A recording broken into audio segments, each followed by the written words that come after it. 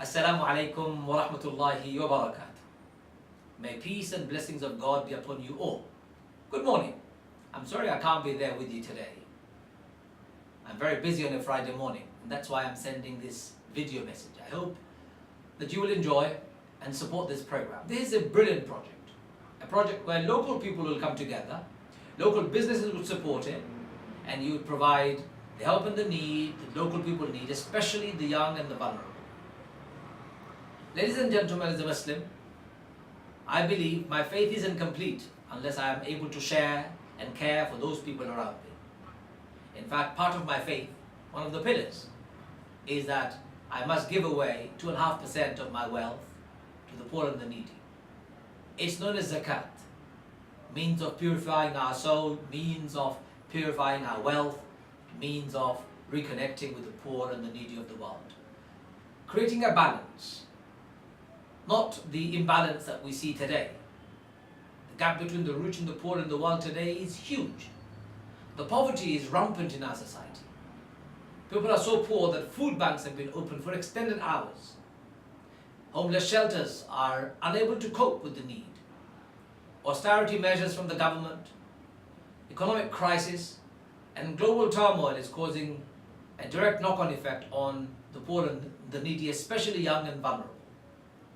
So it becomes doubly important that we come forward and donate and support such a cause.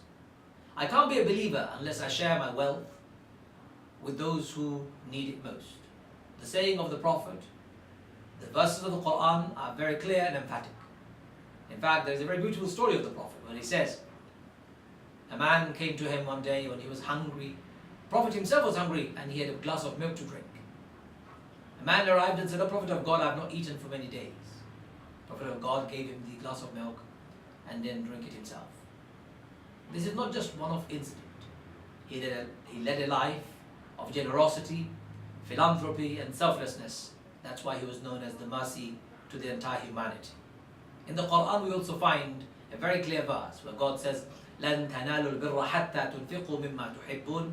You have not attained to faith until you have given away that which you love most. And we all love money, don't we? We actually love bucket load of money. The more money we have in our bank account, the more we want. And Islam creates a balance between our desires and our wants and our true need. We don't need that much. We don't need too much money to be happy. In fact, money could be the cause of much misery and unhappiness amongst many people. No one likes a miser, do they? In fact, the misers, they themselves don't like to be miserly. But you know what? They find that cycle that they can't share their wealth because the wealth has gone into their hearts. And our suggestion, the faith clearly suggests that you must share from your wealth and your property with the poor and the needy. Brothers and sisters, ladies and gentlemen, you're watching this small message from me, an impassionate message to say the world needs your money more than you need it yourself. There's a very nice story I'd like to relate to you all, of course. There was a man who was preparing for Hajj. He'd accumulated wealth, actually saved up, and on the day, a few days before his travel, he found a lady with her children eating meat from a dead carcass. When he came to this lady and said, "How dare you eat the meat of a dead carcass when as a Muslim you're not allowed to do that?" She said, "You can talk. I haven't eaten with my children for many, many days. We're hungry. The only option we have is death, and therefore we're eating the meat of a dead carcass." The man was so moved by this heartfelt, painful story that he went home and he brought all the wealth that he had accumulated. Bought them food, gave them means of living and sustenance. It is said that God accepted his Hajj, the pilgrimage, even though he had never gone to Hajj physically himself. Such is the spirit of our faith, giving and sharing. That is the ultimate demonstration of our faith. God says in the Quran very beautifully, the wealth that you have isn't actually yours. It comes from God as a gift. And that's why he says, وَأَنْفِقُوا مِمَّا رَزَقْنَاكُمْ مِنْ قَبْلِ أَنْ يَأْتِيَ أَحَدَكُمُ الْمَوْتَ فَيَقُولَ رَبِّ لَوْلَا أَخَّرْتَنِي إِلَى أَجَلٍ قَرِيبٍ فَأَصَّدَّقَ وَأَكُنْ مِنَ الصَّالِحِينَ. God says in the Quran, and given the cause of God, the wealth that He's given you, the money that He's given you, before death overtakes any one of you. For when death overtakes you, Some of you will come on the day of judgment asking God for a second chance, saying, God, please give me another chance. If you send me back on this earth again, I'll be the best person that there could be, and I'll be the most generous. I'll be the one donating most and sharing my wealth with the poor. The message is very simple.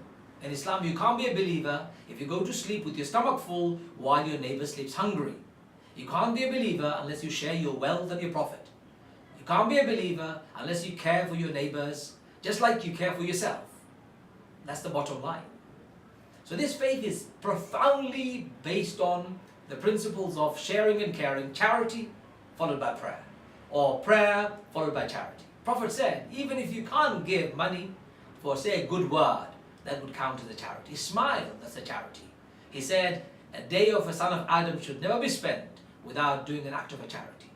Every day should be spent with doing something that is philanthropic, selfless, and of course indicating our generosity. And finally, none of us will die with wealth and prosperity and property going with us. We'll all leave it behind.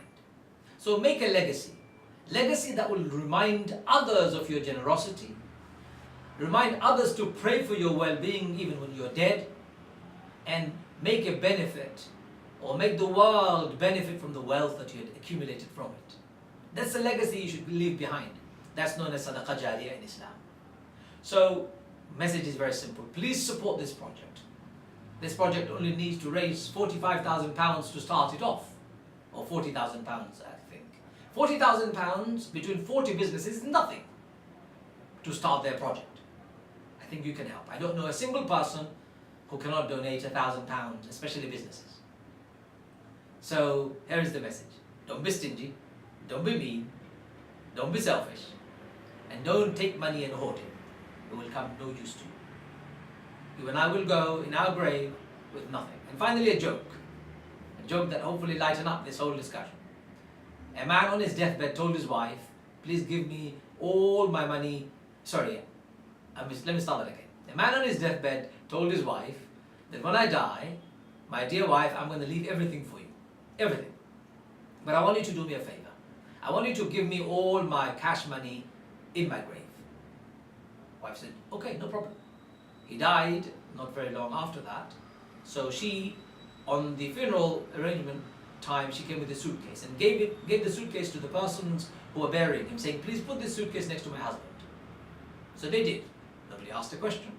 As she is leaving, her best friend said to her, you didn't do that, did you? You didn't give him all his cash. What use is cash going to be? He's dead. She said to her friend, don't worry about it. That was his dying wish. I gave him all his money, but I gave him a check. Let him cash that check in the hereafter or in his grave.